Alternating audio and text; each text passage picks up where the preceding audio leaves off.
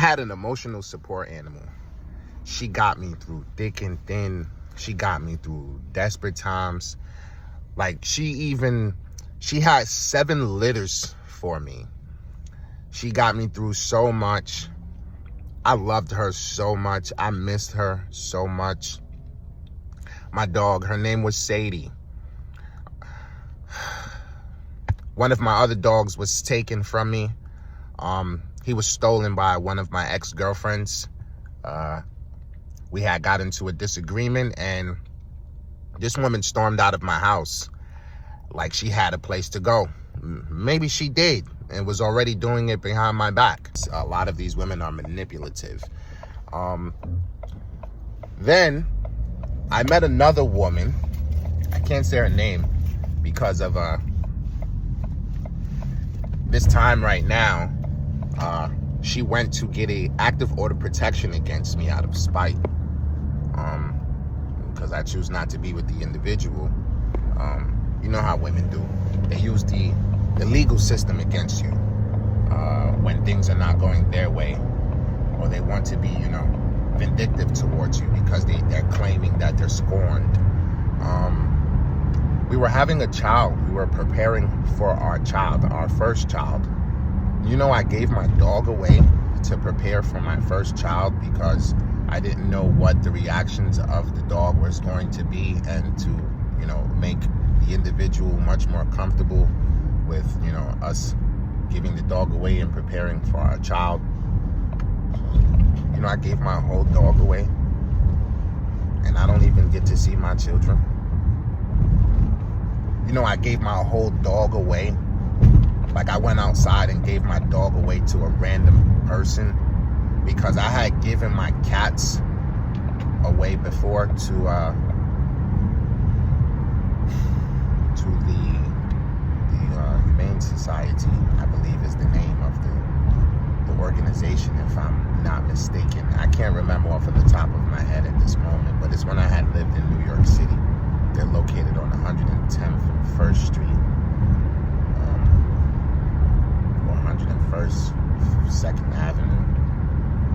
I can't remember too well, but what I do know is I'd given my cats away and I never got to see them again. So the person that I gave my dog to, we stayed in touch, we communicated. It was a great relationship, and I liked them and appreciated them very well. The only issue is, this is an awareness video for, young men. As I said, I'm going to be talking to my son. Never give up your stuff for anyone, anything. I had my dog for years. She was an emotional support animal, a certified emotional support animal. Like, I have documentation for her to be an emotional support animal. I went to therapy for 11 years. That dog helped me cope. She was with me. She rocked with me through it all. That dog was with me for 5 years. I had an individual that was around me for 2 years, and I made a permanent decision off of temporary emotions. I gave my dog away. And me and the individual are no longer together. I gave my dog away for children or a child that I don't even get to see. I gave my dog away, and now I'm back by myself. When I could have just been with my dog, how it was before I met that person. Sometimes when you make your decisions in life, always secure yourself. Always secure your things. Always secure what's yours. Fuck everybody else. Because the second a person gets the chance to burn you, they will. We all start out in life with this really big heart. But it smalls down more and more and more and more. As we get older, it gets smaller and smaller and smaller from the hurt and the pain that we go through. And when I tell you, it sucks. It sucks. Because, like, right now, I'm missing my dog, like, so much. I wish I had her. We used to do so much stuff together. We used to have so much fun together. I used to take her all over the place with me and, you know, teach her a lot, show her a lot. And she was susceptible to it. And it's crazy that you can take the mind of a dog and just grow it and elevate it. Like that guy who does math with his dog. It's amazing.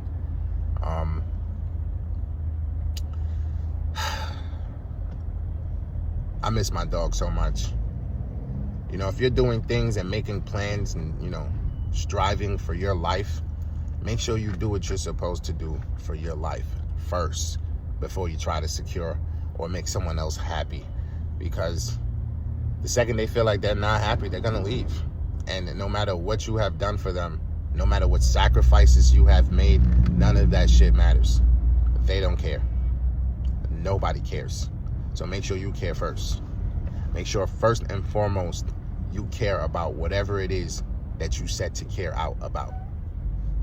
Period. I'm gonna keep making these videos. I'm making these videos for you, Amari. I'm not making these videos for nobody else. They can be advice for other people if they want to listen, but due to the fact that you and I never got the chance or the opportunity to be in the same household, all of the questions that you have been asking, I've been answering them. But now that your mother has been taking, you know, her initiative to block us even more after she reached out to me last year for help. I have a whole story to tell you about your mom. Your mom is a very vindictive person. She is getting in the way of us just being a father and son, having a father and son relationship. She is one of the individuals that, you know, was one of the worst individuals in my past, to stir up a lot of problems for no reason because of her own upbringing. You know, it's a repetitive cycle for her. She didn't grow up with a father. She didn't grow up with any positive male role models. She didn't grow up with any father figures. So it's okay for her to keep you from your father, even though your father has done everything in his life possible in this world to have you in my, you know, in my power, just to have you with me so I can teach you, raise you properly. Your mother has done everything. She has lied. She has manipulated people. She's manipulated the courts. She's lied to the courts and didn't even get any type of repercussions. Like, your mom has gotten away with so much, you know, legally, with the legal system, with the justice system. But guess what? She didn't get away with God, because God sees all. He sees everything. So everything you try to do or you think you're getting away with, you're really not getting away. When you really think you helping yourself, you're really hanging yourself with a rope. You're really hanging yourself with a noose.